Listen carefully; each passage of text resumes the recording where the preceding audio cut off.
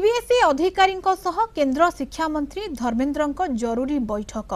CBSE on screen marking रे व्यापक त्रुटि अभियोग पर सीबीएसई अधिकारीଙ୍କ सह जरूरी बैठक करिसेंती केंद्र शिक्षा मंत्री धर्मेंद्र प्रधान।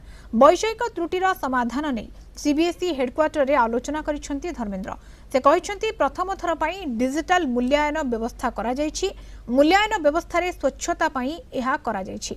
परीक्षार्थी माने एबे निजर स्कैन होइतिबा उत्तर खाता सीधा सड़क देखि पारिबे एवं मार्क मध्य जांच करि पारिबे।